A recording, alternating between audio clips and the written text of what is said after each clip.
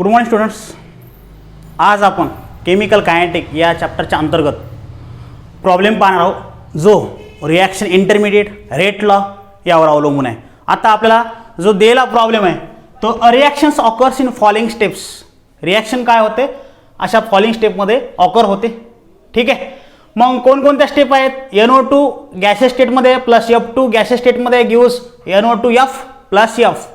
Okay. हे reactant आहेत, हे प्रोडक्ट आहेत. त्यानंतर दुसरी स्टेप F गॅसेस स्टेटमध्ये आहे जी प्लस NO2 तो सुद्धा गॅसेस स्टेटमध्ये गिव्स NO2F गॅसेस स्टेटमध्ये. ही फास्ट रिॲक्शन म्हणजे ही स्लो स्टेप आहे, ही फास्ट स्टेप्स आहे. मग आता write equations of overall reactions. आपल्याला काय सांगितलं? Write equations of overall reaction. Overall reaction म्हणजे दोन्ही स्टेपला एकत्र करून जी रिॲक्शन येईल ती म्हणजेच ओव्हरऑल रिॲक्शन्स. ओके. नाव नेक्स्ट राईट रेट लॉ. तुम्हाला रेट लॉ सुद्धा सांगितलेला आहे. तुम्हाला काय सांगितलं? रेट लॉ सुद्धा काढायला सांगितलं आहे. आणि तिसरा डिटरमाइन रिॲक्शन इंटरमिडिएट. तुम्हाला रिॲक्शन इंटरमिडिएट सुद्धा सांगितलेलं आहे. ठीक आहे. तर याप्रमाणे तुम्हाला आता एक एक क्वेश्चन हा सॉल्व्ह करायचा आहे. पहिला कोणता आहे?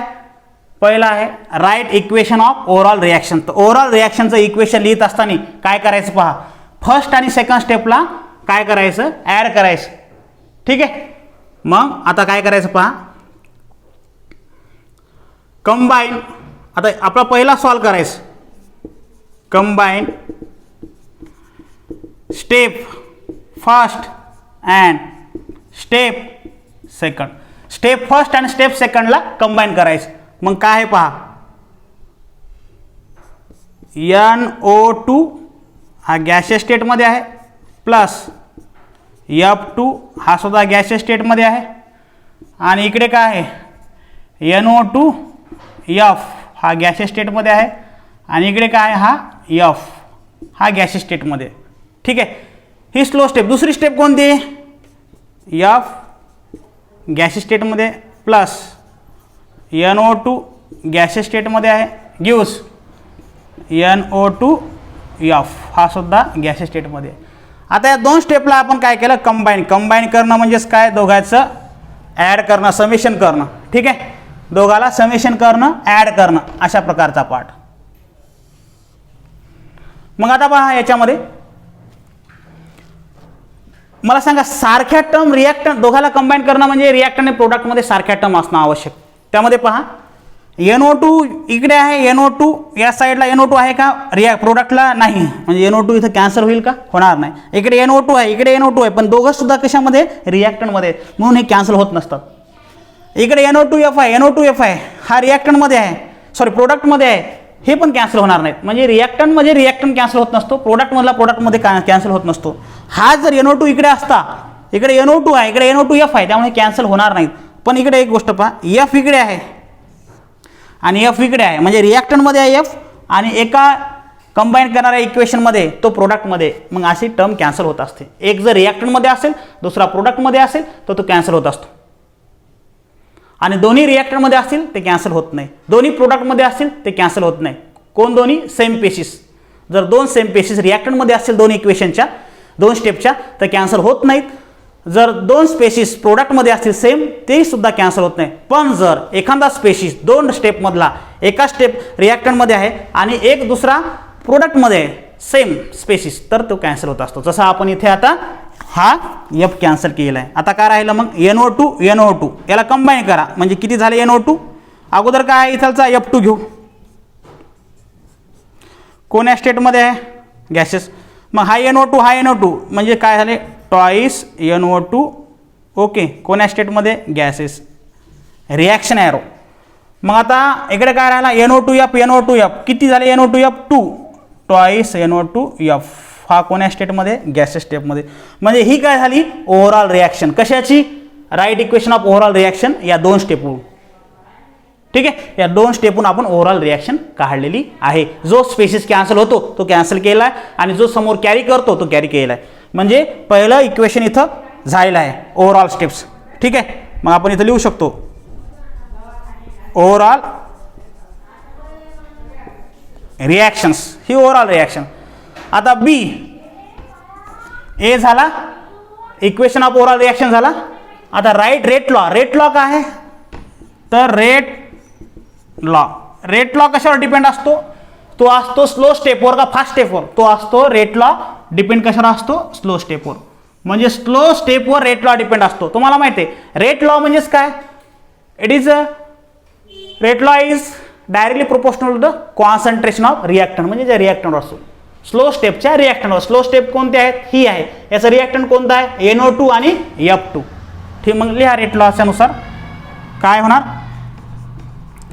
Rate is equal to K concentration of NO2 आणि दुसरा काय आहे? Concentration of F2.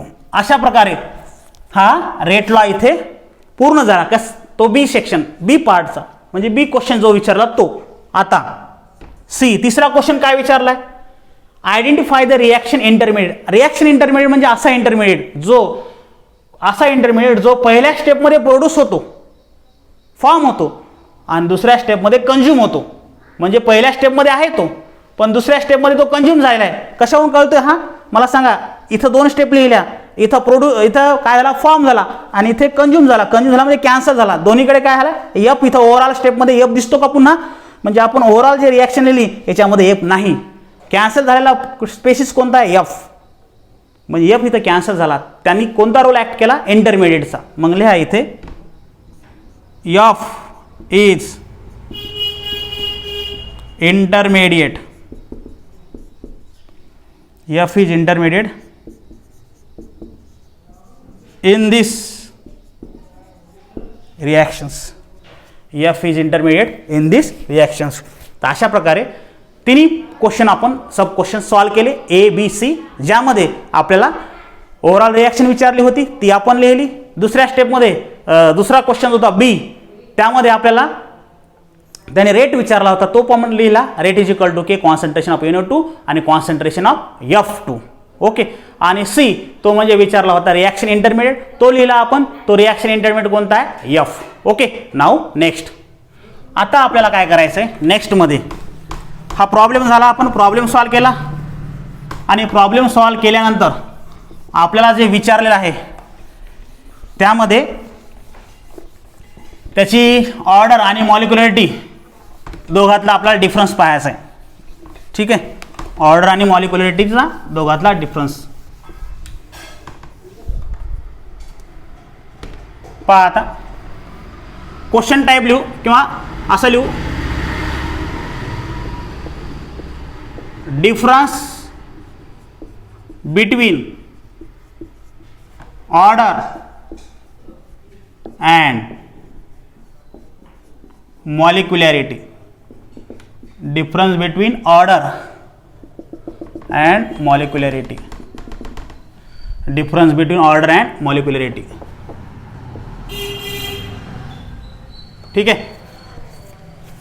पहा, आपल्याला काय करावं लागतील? आता 2 कॉलम करावं लागतील, ज्यामध्ये हा क्वेश्चन आपल्या इथे सॉल्व करायचा. ओके. त्या 2 कॉलमच्या अंतर्गत आपल्याला तो क्वेश्चन इथे सॉल्व करायचा.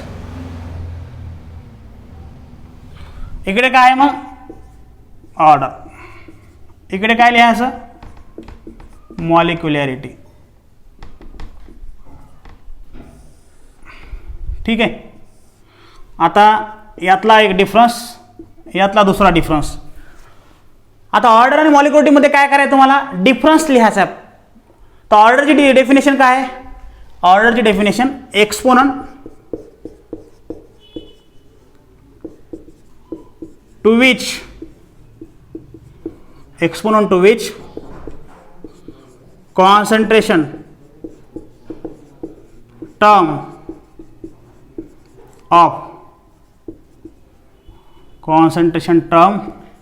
of reactant in the rate law is raised. Rate law is raised. ही काय डेफिनेशन कशाची? ऑर्डरची. Exponent to which the concentration terms of the reactant in the rate law is raise. Already आपण ही definition पाहिलेली आहे. आता मॉलिक्युलॅरिटीची डेफिनेशन काय? Number of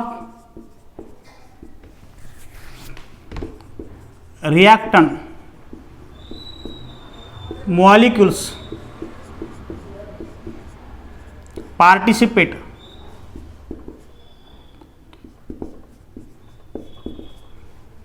in the reactions, number of reactant molecule participate in the reactions called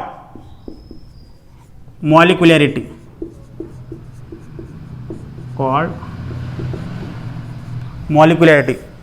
मॉलिक्युलॅरिटी काय आहे? Number of reactant molecule participate in the reactions, number of reactant molecule जे पार्टिसिपेट होतात कशामध्ये? रिएक्शन मध्ये, कॉल्ड मॉलिक्युलॅरिटी. ओके. दुसरा फरक काय आहे? डिफरन्स दुसरा पहा, इट इज एक्सपेरिमेंटल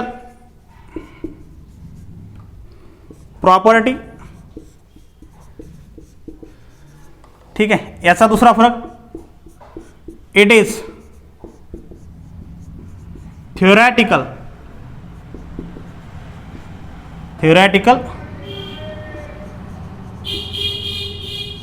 प्रॉपर्टी. आता काय? एक्सपेरिमेंटल प्रॉपर्टी ही कोणती? Theoretical property. ठीक आहे. ही म्हणजे एक्सपेरिमेंटल बेसवर आधारित आहे आणि ही काय? थेरॉटिकल प्रॉपर्टी, थेरीवर आधारित आहे. ओके. त्यानंतर तिसरा, इट मे फ्रॅक्शनल इंटीजर